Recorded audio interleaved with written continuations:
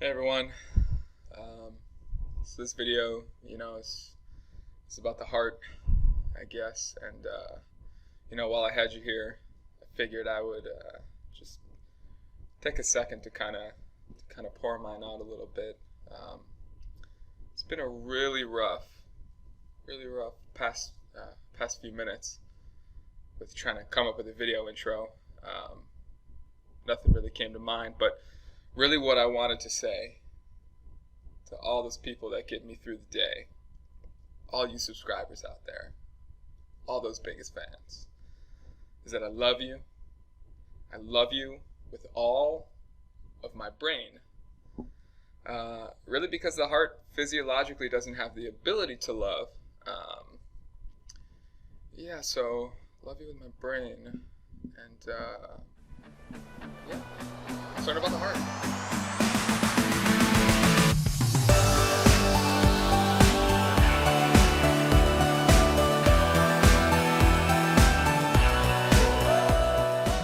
Topic 6.2 is all about the circulatory system. This system is designed to move nutrients, like oxygen, around the body, and accomplishes this task through a muscular pump called the heart and numerous pathways that lead to every part of the body through arteries and veins. Before we dive into the details, let's take a look back in time before we knew how this system worked. Before our modern understanding, people in the 17th century thought that blood was created in the liver and moved around the body through arteries, where it then disappeared once it was used. This was okay, they thought, because new blood was being continuously created in the liver. They thought that the veins were used to cool the body and were not connected to arteries at all. Most people accepted this idea until a scientist named William Harvey developed a new hypothesis based on experiments and observations. Harvey said that arteries and veins were part of a single network, with the heart acting as the pump. This network had two circulation loops, one that moved blood from the heart to the body and back, and the other that moved blood from the heart to the lungs and back. Today, we know this double circulation model is correct. Systemic circulation moves blood to the body and back, and pulmonary circulation moves blood to the lungs and back. Let's take a deep look at the structures found in the heart to connect the dots.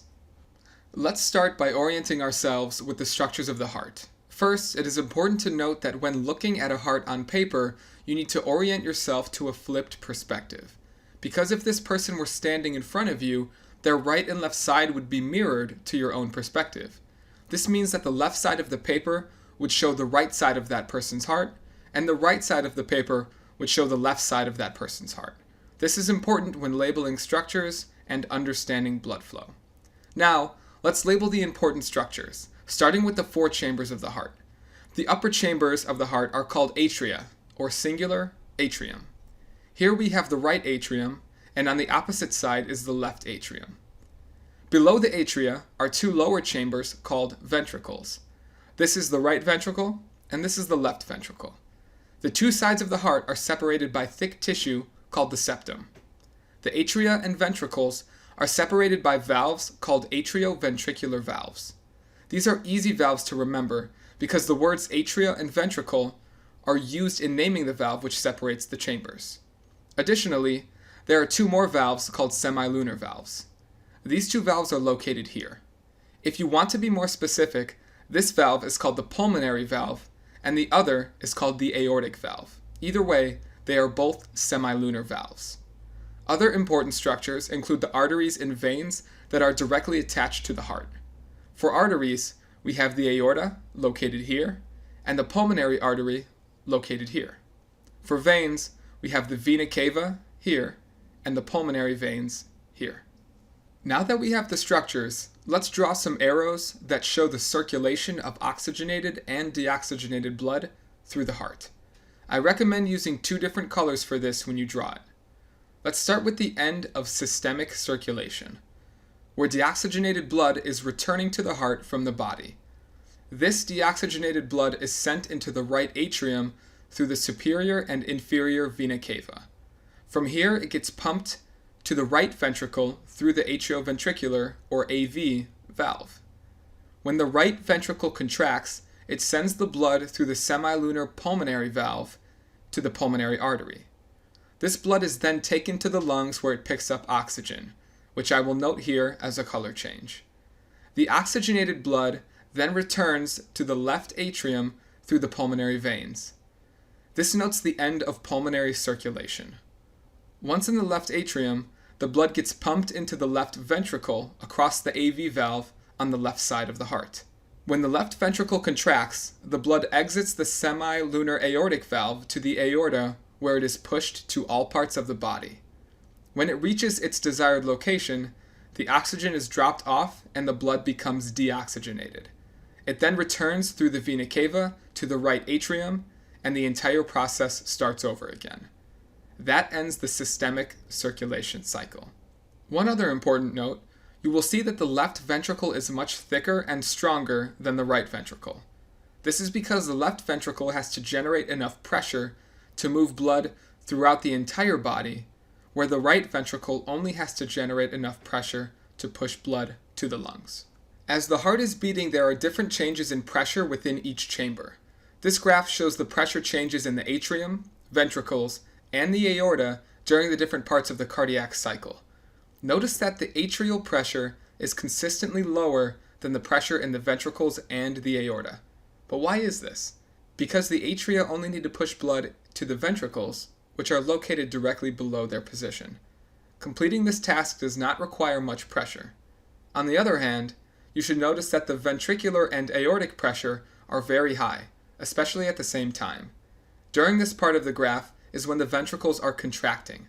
The ventricles need to push blood at high pressure because they have to move the blood either throughout the entire body or to the lungs.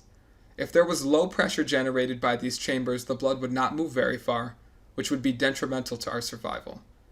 The highest pressure comes from the left ventricle moving blood through the aorta, as that oxygenated blood travels to all parts of the body.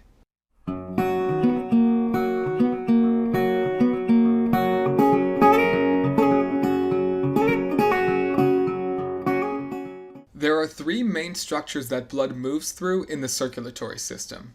These are arteries, veins, and capillaries. There are a few things to remember about these structures. Arteries only move blood away from the heart.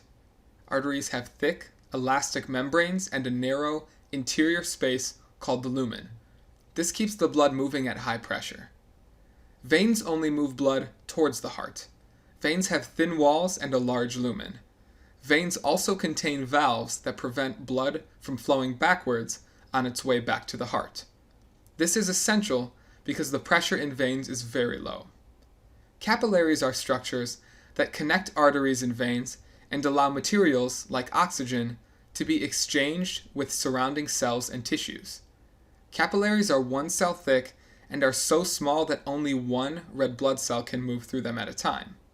This is needed for gas exchange. Here is a video of blood cells moving through the capillaries in the tail of a goldfish. Here is another comparison of arteries, veins, and capillaries. This capillary image is not drawn to scale and should be much, much smaller. Take a minute and write down observations about these structures on your paper. Atherosclerosis is a disease that affects arteries in the cardiovascular system. Atherosclerosis is characterized by plaque buildup from fatty deposits in arteries. This can cause serious problems, and if the artery becomes completely blocked, it can lead to a heart attack or stroke depending on its location in the body. Diet, exercise, and many other factors are associated with this disease, which is one of the leading killers in the United States.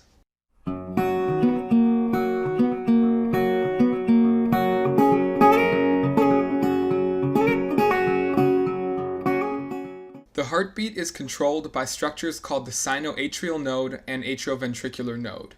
The SA node receives electrical signals from the brain that begins the contractions of both atria. Shortly after, the signal moves along to the AV node, which initiates the contractions of both ventricles. This two-part, delayed contraction gives the heart its signature lub-dub sound as valves are closing. Heart rate can be changed by two structures within the body. The medulla in the brain controls the heartbeat by sending electrical signals to the SA node. This can either increase or decrease heart rate depending on what the body needs. Another method of altering heart rate can be done through chemical messages called hormones. The adrenal glands, located on top of the kidneys, can secrete epinephrine, which is a chemical signal used to increase heart rate. This usually happens as a response when you are put into a fight or flight situation, like being attacked by a bear, and your body needs to perform to stay alive.